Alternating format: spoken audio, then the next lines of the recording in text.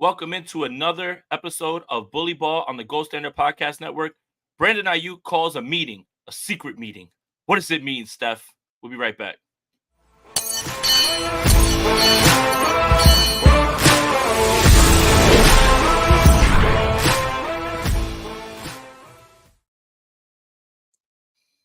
I'm Jason Aponte. That's Steph Sanchez in her Dr. Evil lair, as you can see, stroking a kitty. Now, legend has it that Kendrick Lamar, definitely pause. Legend has it that Kendrick Lamar has played Not Like Us for a seventh time just now. Can you confirm with sources? Seventh at this No, point no, it's probably it like just happened. 7,000. It just happened again. I mean, like he just he popped back out and was like, let's do it again. So yeah, Run it back. run it back one more time. Can you confirm with your sources? Yeah, that definitely did happen. Yeah. And Okay. did Drake. Yeah. So wow. Yeah, it was a crazy thing to watch like on Amazon, and it's so funny because like Jeff Bezos was like, yeah, we'll agree to the concert, and then like when he sees all the gang members on stage, he probably was like, wait a minute, what is this? Like What do we agree to? What do we agree to here? But rat beef aside, let's talk about 49ers beef because obviously there's always something. So yesterday on NFL Live, Ryan Clark of the Pivot Podcast, and Brandon Aiyuk's going to be on the Pivot Podcast, by the way, and that's going to be probably very, very interesting to watch. But Ryan Clark informed everybody that Brandon Aiyuk had called a meeting, which kind of lines up with the fact that, I hate the social media watching, but he was taking a jet to San Jose, right? Like, and that just honestly lines up with everything. But he calls a meeting, and obviously Adam Schefter talks about or Ryan Clark talked about how Brandon Aiyuk feels disrespected. I think we've kind of talked about that. Negotiations are going to get like that. You're always going to feel disrespected because you think you want something, that you're worth this. You think that, the team thinks you're worth this. And of course, there's going to be feelings. Everyone's human, right? And it happens with every single athlete, right? Like Michael Jordan almost didn't sign with the last time with the Bulls because he was going to sign with the Knicks because he felt disrespected. It happens. It's everybody. This isn't just the 49ers hate Brandon Aiyuk thing. But what I found was interesting a little bit, and I'll start with this, is the talk that Adam Peters made a call for Brandon Aiyuk, and they said, no, obviously they said nothing ever went anywhere, but it seems like the price that the 49ers want to trade him for isn't the price they want to pay him for. Meaning, hey, you want to trade for him? He's the number one wide receiver. Hey, Brandon Aiyuk, I don't think you're a number one wide receiver. That's the part that I find that's a little bit weird about this. It's like you're telling everyone that you want number one wide receiver stuff for him, like, a trade package. And then behind closed doors, you're telling him, well, your production kind of screams wide receiver too a little bit more. What do you think? Well, I think that's definitely part of the reason that Brandon Aiyuk is probably like, hey, man, like, what the hell? I mean, because they're telling teams one thing, this is how we value Brandon Aiyuk. But on the other hand, they're telling Brandon Aiyuk, this is the number we value you at. And there's obviously some discrepancy there. I mean, again, this is just the thing with negotiations, right? I do feel like 49ers asking price for a trade was inflated as it is with like most players that they offer in a trade or that they're just simply listening. I don't think to be fair, like I don't think the 49ers were actively like seeking out a trade. And so that's the difference, right? If they were actively looking to trade him, I think they would have been fine with taking less. But because it's more so of a you're taking this luxury item, let's just say for just putting it in layman's terms, we're selling this item. If you're interested in it, you have to pay this premium price. Like I think that's more what it was for the 49ers than what they really value Brandon Aiyuk at. I think it's because they want to actually keep Brandon Aiyuk is why they set the price so high. And so I think that explains the discrepancy, but I would not be surprised if that was like the main reason why Brandon Aiyuk was feeling a way about how these negotiations have gone. And I'm glad, Jay, that you brought up the fact that what Ryan Clark was citing was the interview that Brandon Aiyuk had on the pivot, because I saw so many people, even though Ryan Clark said it clearly in the in ESPN, He said it clearly. Like, he mentioned Jaden Daniels walked in, and everyone was like, Jaden What Daniels did walked Daniels in for doing? the interview or to the meeting with the 49ers? What does this mean? No, like, do you guys Yeah. not like pay attention? Like, where's your No, comprehension? I saw it's so many people saying that it just drove me nuts. It's like Jaden Daniels was not at the meeting that the 49ers had with Brandon Aiyuk. So let's squash that right off the that's bat. that's illegal, by the way, in the NFL. You are not allowed in another team's facility. And it just speaks to when you see something tweeted or you see the headline, headlines mean more than the actual story. No one reads the story, no one listens to the soundbite. Yeah. You read the headline. That's why, as a writer, right, headlines are so important because I have to draw you in. But when I write something and I put where the 49ers rank in a pre-camp post, a power ranking, no one's going to read. And they're going to be like, why would you write this? But you didn't read it. You didn't read it. You didn't listen. You just read that part. So it's, there's a lot of hysterics going on right now with this. I will say this, and I want to ask you this. I think that if this meeting was not announced as a, secret meeting, right? Like a sit down. It felt like one of those scenes in the Godfather, like where the mafia they call the families together, right? Like they've got to have a sit down and squash the beef. If this was never announced and it was just something that they've normally done, which is go on secret meetings and all that stuff and do it, and we don't hear anything, I don't think that would mean anything because then we wouldn't know. I think it's a little bit more troublesome that it was announced that there's going to be this meeting, right? And now radio silence. That's a little It's bit. all it hasn't even been a full day though, Jay. Like, what I do you don't. mean there's like I don't know if it's worrisome. You know what I'm saying? I'm just saying, like, nobody knows what happened in this meeting, right? Like, nobody has any idea. And how how do you get to a point where it's just like it goes from we're announcing the meeting to it's already 2:26. We don't know anything. So I don't know. How did it go? Good, bad. I don't know. I will say this, per my sources, the 49ers and Brandon Aiyuk spoke about a contract. Boom. You're welcome. Anything can happen also. yeah, that's some riveting stuff right there. But Hey, yeah, you're I mean, welcome. I know we're all waiting on like pins and needles right now, but you have to be real. Like, there's no way you were actually expecting any news about this meeting like immediately. Like, I would expect that within the next 2 weeks, the public will actually get some kind of more public resolution to all this, whether it's the 49ers have granted Brandon Aiyuk a trade request, hypothetically, right? I'm just saying.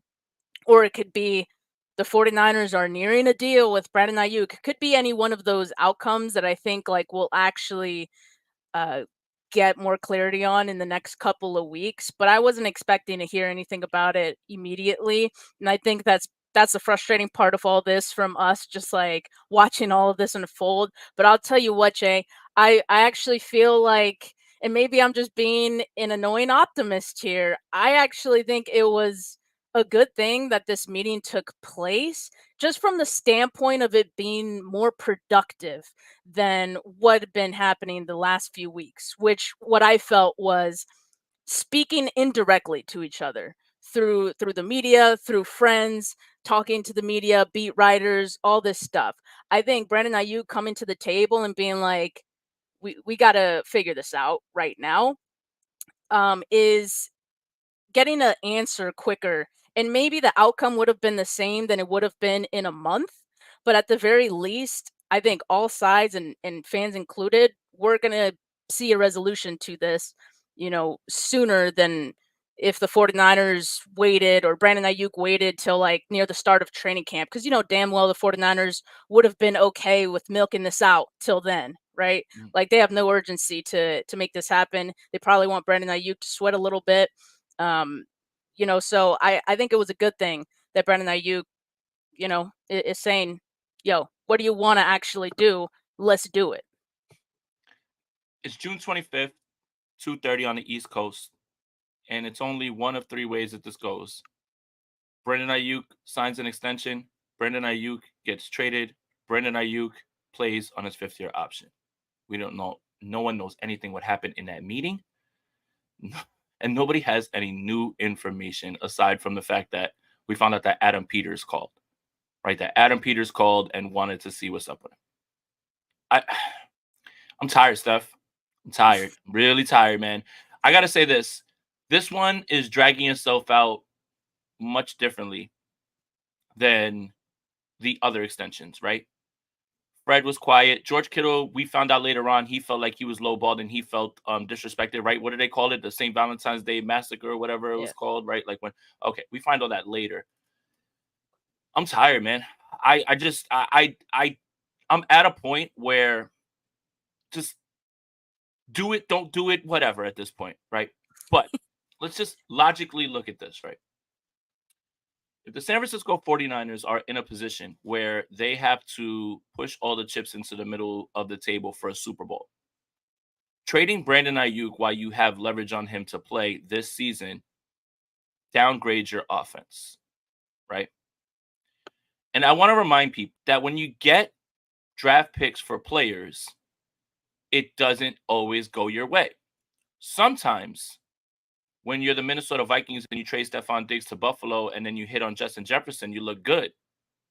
Sometimes you trade A.J. Brown and you draft Treylon Burks. Sometimes you trade DeForest Buckner and you draft Javon Kinlaw. So I don't care about draft picks. You know why? They're only as good as the player you draft. And this idea that Brandon Aiyuk can be easily replaced while we're all high on Ricky Pearsall, while we're all happy with Jacob Cowing, they haven't taken a snap yet. I just don't understand the rush to. So the San Francisco 49ers, when Jimmy Garoppolo was here, right, and they were getting ready for Trey Lance, and they had Brock Purdy on the roster, right? We were at that training camp, right, Steph? The 49ers are waiting for someone to give them what they want for Jimmy Garoppolo. And they're not going to budge. They're not going to give away Jimmy Garoppolo. You know why? You just don't give away good players. You don't give away good players. So what do? They let them run around in training camp, do wind sprints behind them, make a whole circus of it because they're stubborn. So now you mean to tell me it's getting to a point now where the 49ers are on the doorstep of possibly winning a Super Bowl. Now, it's gotten so far that we have to get Brandon Aiyuk out of this building and we'll just take anything for him. Nonsense. Absolute nonsense. No chance that I see any of that happening. It would have to be that Brandon Aiyuk does something completely out of his character or something that you just can't have that guy in the building anymore for, but it wouldn't be because of a trade request. You can request a trade all you want. I don't have to honor it. Yeah. And that's the hard part about all this is the pattern of everything that the Niners have done. Now, all of a sudden, this one, while they actually have the leverage and they didn't have it on Debo, right? Because there was no fifth-year option. Now, this is the one where it's just like, we've got to get rid of Brandon Aiyuk now because it's too far gone. What? When? How? I don't think so. The 49ers have little incentive to trade Brandon Aiyuk at this point. I think the only time it would have made sense was for the draft, and even then, to your point, Jay, like, I mean, that's a crapshoot. Yeah. You're not guaranteed an impact player at the the draft picks that you get in return for him, which is another reason why I think the price that they set for trades is so high too. Because like, okay, the higher the pick, usually the higher chance it will be an impact player. So the 49ers probably wanted to guarantee that as best they could. But there is, at this point, no incentive to them honoring a trade request. I think the only way that they would honor it is out of respect to Brandon Aiyuk, if they really did feel like it got to that point where you can't repair this relationship. But I just don't see that happening. And again, like, I feel like the fact that Brandon Aiyuk called this meeting is a good thing, in the sense that Brandon Aiyuk could have very well decided to never talk to the 49ers again and through his agent, like, requested a trade, right? Instead, like, calling this meeting tells me he's trying to figure something out here. But yeah, as far as 2024, and as we've mentioned several times, this year being, this last window that you have with this core, trading away Brandon Aiyuk makes zero sense for the 49ers. unless maybe it's a player for player trade, which is extremely rare. I know people bring that up all the time as a possibility, but that is so rare. And it's usually because two teams usually can't come to an agreement on like equal value of two, two players or however many players in a package for a player. So yeah, I don't see it happening. It could be something that Brandon Ayuk threatens, but again, the 49ers don't have to honor it. Just goes back to the fact that the 49ers have the leverage here in this situation. I think the only leverage that Brandon Ayuk had here is getting a quicker resolution or requesting a quicker resolution than waiting all the way down to around the start of training camp. So just having an answer of what's going to happen a month before. But ultimately, I think whatever was going to happen then, it is going to happen now. I don't know what that's going to be, but if I had a bet, I would still be betting that Brandon Ayuk is a 49er in 2024. Why? Because currently that's his contract. A draft pick could be a draft pick, but it could be a 1,300-yard receiver. You know how we've always wanted I one of was those, I was Steph. waiting for you to make this reference, by the way.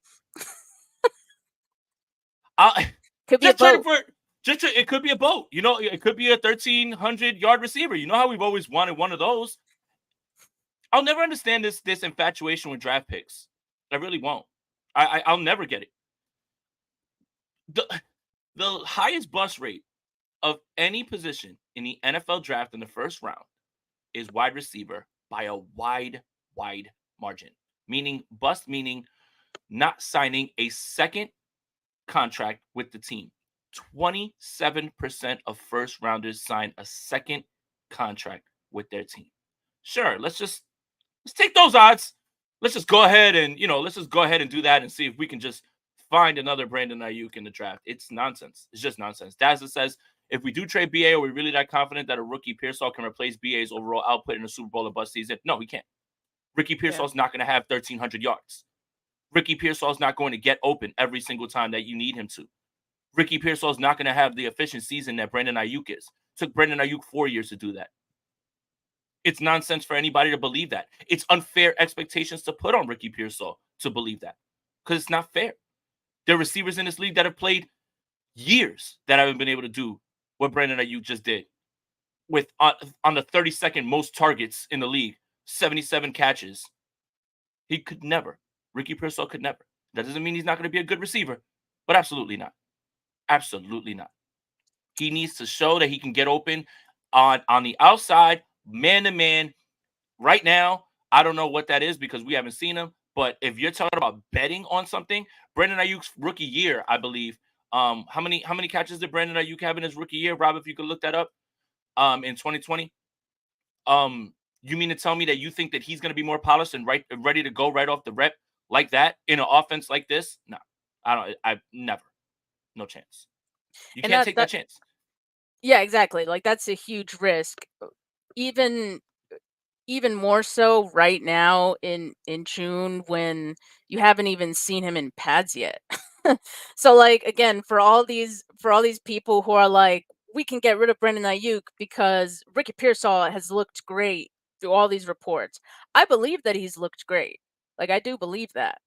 That doesn't mean the 49ers should make some, decision on Brandon Ayuk based on Ricky Pearsall looking great, catching against air, without any pads. I just want to remind people, I feel like people forget that at one point Dante Pettis has looked like an awesome receiver, like really promising. Don't say his name. For the 49ers. Don't say I his am name. not comparing Dante Pettis to Ricky Pearsall, but I am just outlining or highlighting the risk of putting all your eggs in a certain basket when you don't have that large of a sample size to make an informed decision. So I don't think the 49ers would go as far as to make a decision on Brandon Aiyuk based on Ricky Pearsall. They might say like, hey, like we drafted 2 receivers, so this is why you have less value. Sure, because like I feel like all those things matter in negotiations, and you'll bring up any little thing to justify the price that you're offering. But realistically, I don't think they would go that far. And that's the thing, right? And I've kind of made the I've made I guess it's like the parallel between anybody who goes to their office and they ask their boss for, a raise. And your boss says, "We value you. We love you here. You lead all the meetings, you do everything right, but you were late this day. But you called out Yeah. this day. But you had a little bit of an issue where you turned in that one report like a few hours late. So in this negotiation, Brandon Ayuk says, "Hey, I've done everything that you want from me. I climbed out of the doghouse. I block. I run excellent routes." And they say, "Yeah, we love that, Brandon. We drafted you too. We love you. We want you to be here. But 77 catches, that ranks here in the league. Overall, this is all like the problem is, and the frustrating part for Brandon Ayuk, and I 100% side with him on this. They're using his production in a negotiation against him, but who's the team responsible for his production? It's you guys that don't throw the ball a lot. Obviously, it's just the way the offense doesn't work. That is limiting the way he is in terms of production. And then you're throwing it back in his face like, well, I don't know if we can give you $30 million for 77 catches or this many catches over your entire time. That's the hard part of negotiations. Both sides feel they're right. Both sides are doing what they think is best, and negotiations suck. And it just so happens that this one's playing out a little bit more, right? Every single star athlete, anybody who is going into a negotiation, there it gets contentious. It's never just walk in handshake. Never. Unless, unless it's Justin Jefferson, where you're going to get the most because you've done things that nobody's ever done in this league, right? I think that's a little bit closer to just being done, like right away, like closer to that. But for the most part, like I said, Michael Jordan walked in, he was about to walk out on the Bulls. And then he wanted to sign with the Knicks, and the Bulls came back and they got it done. That's negotiations. It gets sticky, right? Derek Jeter once talked about him saying, "I couldn't believe what I gave to this organization." And they looked at me and said, "I don't know if we can pay you all that or whatever." And he was still such a productive player. We're talking about some of the like Hall of Fame players. Like, I can't imagine what goes on in other negotiations, right? So I think that's just the nature of the business, is the negotiation part. I think this time it's just playing out a little bit more in public than we're used to. But I think this happens all the time.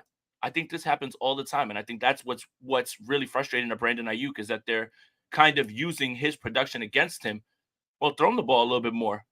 But then if you do, then you've got to pay him the going rate for a guy who catches the ball 90, 100 times, right? It's hard. It's a lot of tough discussions. I actually feel like Brandon Ayuk's numbers from last year were more impressive because of the context of him not being the number one Oh option, yeah. the context of the 49ers not being this pass heavy team and him having 1,300 plus yards. Like, that to me made it more impressive that every catch he did get was more productive and more efficient than a lot of other wide receivers. And so I think that's probably at some point the point that Brandon Ayuk and his representation have been trying to make this whole time too. Is like, if I get fed, I'm gonna eat. You know what I mean? So yeah, but I get it. I feel like, yeah, negotiations are always uncomfortable. They're always going to be contentious. As I think it was Rob D, like in another show. I don't know if it was on Bully Ball or on 49K, but he commented, uh, in a good negotiation, both sides feel like they lost something, Mm, and like that's the that's a truth. that's a bar. That's a bar, right? Like, Yeah. it's the truth. So, yeah, I mean, I think obviously we're at this point where the 49ers like are standing pat and not trying to lose anything. Mm, But I think if they truly want Brandon Ayuk, there's going to have to be some wiggle room, and if not, then just say that and let him go. Cuz like, if you're not willing to meet that number, what are we even doing here? right. So there was a CBS analyst who floated out a trade idea, and the buzz is all Washington, obviously, because Yeah. Brandon Ayuk It is used to be Steelers. right, The Steeler fans made right, it so. right. Didn't make So sense. the the buzz is all Washington. So Jaden Daniels and Brandon Aiyuk, ASU teammates, right? Like for a little bit, they're good friends. They've been hanging out. TikTok video, but the CBS analyst throws out a deal which would involve Brandon Aiyuk going to Washington for Terry McLaurin. And I've got to say, Steph, while I know that'll never happen, it will rewrite the wrong of drafting Jalen Hurd, and you could have had Debo and McLaurin together at the same time, and it'll be like one of those like fixing the timeline moments, like you fixed it, right? Like you drafted Terry McLaurin, you never drafted Jalen Hurd. He was right there in front of you at the Senior Bowl. As a Terry McLaurin fan, that would really, really be kind of cool, even if it's never gonna happen. I know you've been a huge McLaurin fan, and for good reason. I mean, he's a really talented receiver. But yeah, I mean, obviously that's just so tough. Like, would you include like extra picks with that? And So like, do the 49ers acquire another pick with McLaurin? I'm not certain what the parameters were. Once I saw Terry for Aiyuk, right. my eyes like I went like blind to the rest of it. But the thing is Terry's under a deal already. Like he's signed. True. So does Washington give you picks to be afforded to sign Brandon Aiyuk to that extension that he wants of $30 million? Like, I know it's like that's the hard part. But hey, man, that would just rewrite the wrongs, man. Just getting Terry McLaurin, but I would just be so happy, man. But obviously, just when I see that name in there, I'm just like, wow. I'm like the universe is like talking to me, man. But again,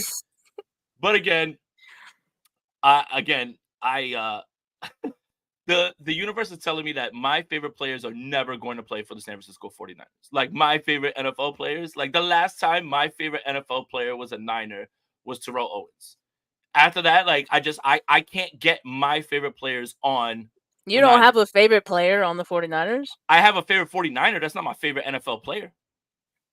Dang. Yeah. Sorry, guys. Yeah. Sorry. Duh. Sorry. Well, I'm McCaffrey. I mean, that's a pretty good one. Yeah, that's fine, but he's not my favorite. He's not my favorite. He's not even my favorite Niner. That's fair. Breaking news, Jason hates the 49ers. Fred Warner's my favorite Niner, but he's not anywhere near close to being my favorite NFL player. Like, not even close. That's fair. Yeah, like Justin Jefferson's my favorite NFL player. Like Julio Jones had been my favorite NFL player. How many favorites do you have, dude? A bunch, man. I love wide receivers. I like Terry McLaurin far more than I like a 49er. Damn. Hey, man, whatever. Hey, we're just being honest. It's not a wild take. The 49ers going to find this clip and they're going to be like, see what? This is what we're talking about. This is why we don't want to pay you, Aiyuk. Oh, because of me? Yeah, right. Yeah, this podcaster who sits in front of a bunch of pop figures is exactly why. Jeez, man. I'll be like, yo, that's just bad business, man. Look, I got a favorite 49er player, but they're like my favorite 49er hasn't been my favorite NFL player since Terrell Owens. Just hasn't been. That's fine. I mean, so who's your favorite Niner? Right now? Fred Warner. Yeah. Fred Warner. Yeah. That's a good one. Yeah. Is it? Why not? I don't know. Hey, all right. Are we gonna keep talking about this? Is there anything more that we can say? All right. Not. So here it is. All right. Well, here it is. So let's just say Brandon Aiyuk wants 30. The Niners say 26. What's the meat in the middle? What's the sweet spot? It's got to be like 28 mathematically, and I think like also literally because I feel like he at least wants and deserves more than Jalen Waddle at this point, right? Mm-hmm. So I think 28 is fair. And see, that's fair. But here's the thing, right? This is the problem. Jalen Waddle's a 2, right? That's what they're trying to hit with Aiyuk, even though him and Waddle's numbers are basically identical and usage. But Aiyuk's not a 2. He's not a 2. Right? Like he's the separator on this team. He is the guy who can get open by himself. Like, yes, scheme helps, and a lot of it does. Trust me, man. Like, it's very easy to point out on film, like, this route opens this up for him 100%. But BA's not a 2. So therein lies the problem, right? Right. That's the That's disconnect. that's why that's why BA wants more. But just the way that who was it? TJ Husmanzada was like, if Brandon Aiyuk got offered like the Amon-Ra deal right now, he'd sign that. That was like 30 million per year, right? Mhm. So if that's what he's been asking for this whole time, you don't think Brandon Aiyuk should like? I know we're always for players getting what they ask for, and Always. and we'll always be for that. But like in terms of just like negotiation, the business aspect of all of this, you don't think the 49ers would be unreasonable to ask, hey, like Brandon, why don't you bring your asking price a little bit down closer to the 28? A lot of people were saying 28.5. You can prices right it and just get that little extra to make it better. But yeah, like do you think that it would be fair for the 49ers to then say like, okay, not 30 but a little bit less? Cuz that's what happens in negotiations is right? It's like meeting at that middle, someone has to budge at some point. Well, that's the thing, right? And again, it's how dug in are you, right? Because I think Jalen Waddle knows he's the number 2 on his team. Tyreek Hill. I don't know if Brandon Aiyuk believes that. And he shouldn't. I don't think he should. So it's interesting when it comes to this because that is somebody who has a production scale that matches yours. And Amon Ra's the number 1 in Detroit, right? Like he gets thrown the ball a lot. So that's the disconnect, right?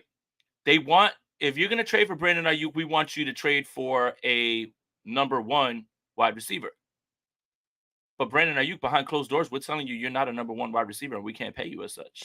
But that's the thing too. It's not just about being the number one wide receiver, I think, in this case. I think it's also the fact that for the 49ers, like, he's not, yes, he's the number one wide receiver, but he's not the number one option on this team. Whereas Right. number one wide receivers on some of these other teams that we're talking about here, they're the number one option on their respective team. Yeah.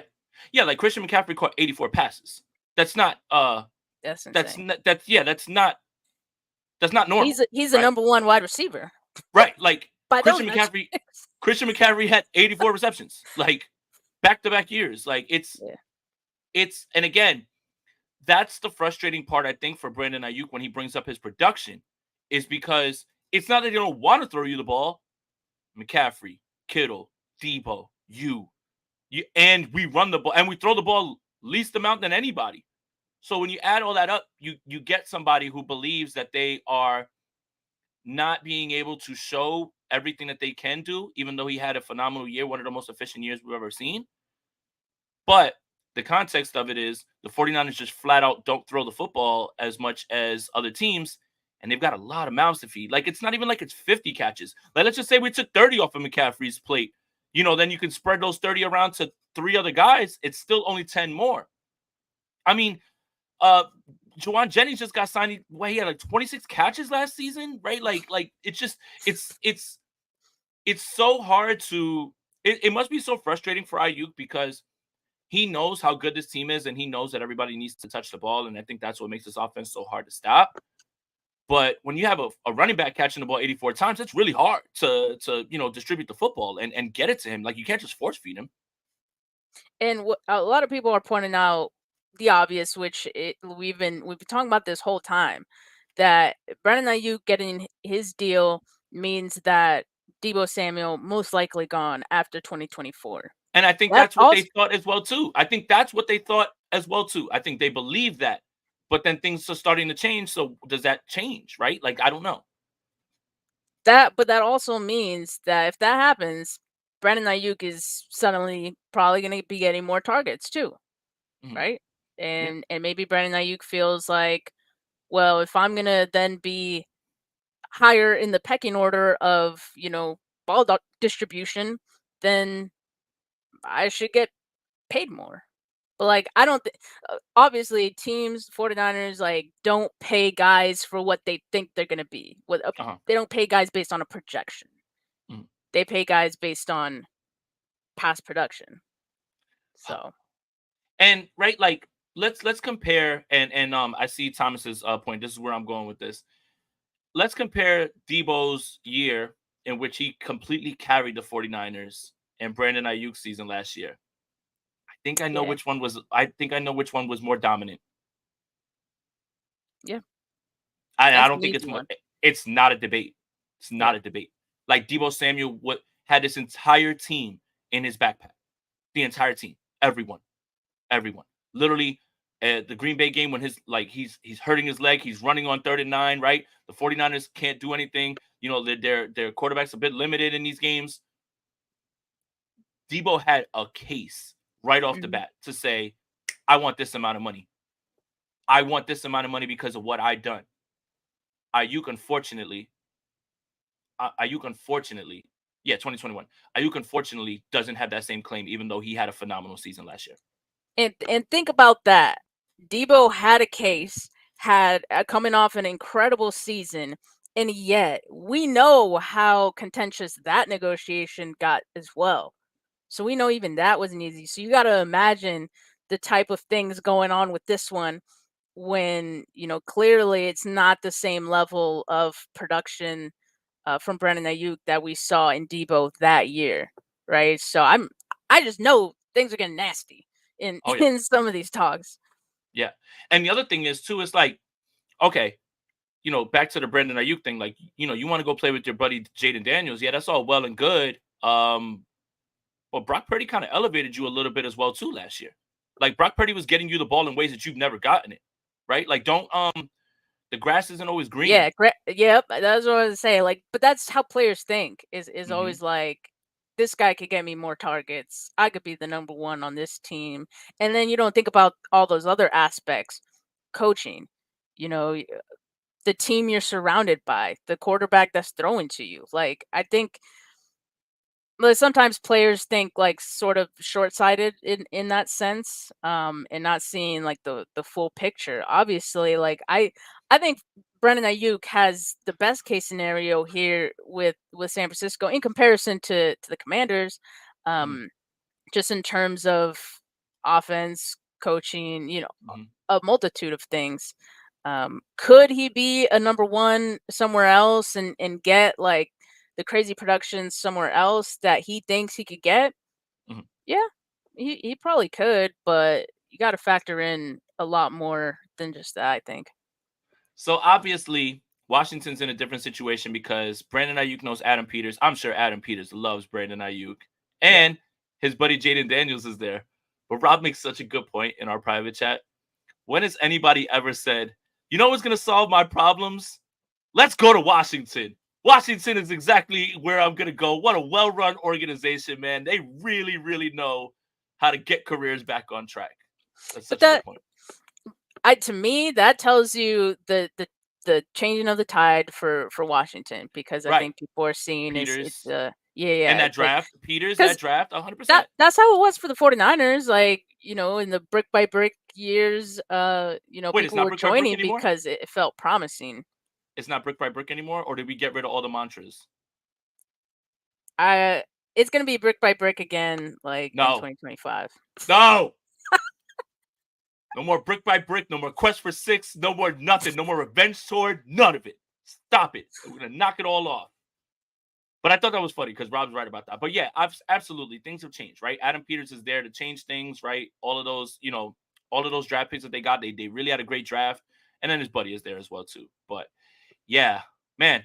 Anything else, Steph? I feel like, we could pull up a article about like quarterback play, but I don't think anybody really cares about like that stuff right now because of all this stuff that's going on right now. And you know what's Yeah. funny is as soon as we turn this off and we're done and we get out, there's definitely gonna be something on NFL Live at like 4 o'clock about like how this meeting went, and it's gonna have to like be like run right back for an emergency podcast. So yeah, you made a really good point about like why we haven't heard anything from this thing is that the insiders are waiting to break it probably at 4, like when Adam Schefter goes on NFL Live and everything, right? You think we'll get something that soon? I don't know. I mean, Adam Schefter's a TV star now, so he needs to like He's be the he's one. gonna he's gonna say something like without saying anything at all. That's what I'm Oh wait, predicting. you mean Big I word, was word salad. Big word I salad. I was told the meeting happened. I cannot confirm or deny whether it went well, but anything can happen. That's the reporting we're gonna get I'm today at yo, 4. can I ask you a question? What's the bigger beef? Schefter and Rappaport or Woj and Shams? I think it's Woj and Shams I think so for too. I don't know sure. how that happened. I mean, obviously this isn't a basketball podcast, but yeah, I don't get like where that rivalry comes from. It's the Kendrick and Drake, man. The when you're like the two best in the game, it's like someone has to get turned down a notch. Yeah. Yo, I think Woj and Shams should fight it out, man. Oh, I'm not reading that one. I'm staying out of it. Grant's my guy, man. I'm staying out of it, bro. I'm not in it. All right. As this conversation is happening, Not Like Us just played another time. Kendrick just played it again. Oh, sources just say that Not Like Us was played one more time. All right. That's it. The show Jump the Shark. Thank you guys for tuning in. Make sure you guys subscribe to the Gold Standard Podcast Network wherever you get your podcast. Make sure you like this video, subscribe to the channel, subscribe to Steph's YouTube channel, Steph49K. Maybe Can subscribe I to say mine as something? well too. No, Can I say no, you something? can't. No, I said no. The hair tutorial coming out later today. Oh Okay? man, I was gonna ask you like what you've been doing like when it comes to like the off season stuff. And so you're doing the hair Hey tutorials. man, the sparkling water rating. Like I've been more busy. Like I gave myself more work. I'm an idiot during this this slow period than when there is stuff going on. So that's on me. But yeah, hair tutorial coming out later today. Check that out. Steph Hey, 49K. I ain't gonna hold you. But I've been in my movie bag. Like I really want to do like a movie review like channel. I've watched like 6 new horror films and they've all been very good like lately. So that's what I've been Nice. doing to keep myself and touching a little grass. The blades of I grass are love that. sharp. I don't know why people are always telling you to touch grass. It's kind of sharp. Gotta watch out. All And right. like when you're a kid and it makes you itchy, Yeah. that kind. Yeah. Touching grass is kind of dangerous sometimes. Anyway, this show is completely off the rails. Thank you guys for tuning in. Again, subscribe to the Gold Standard Podcast Network wherever you get your podcasts. Follow Steph on Twitter at Steph49K. Follow me on Twitter at JasonAponte2103. Check out both of our YouTube channels as well, too. I'll be back a little bit later with something else. But for Steph, for Jay, we're out of here. Peace.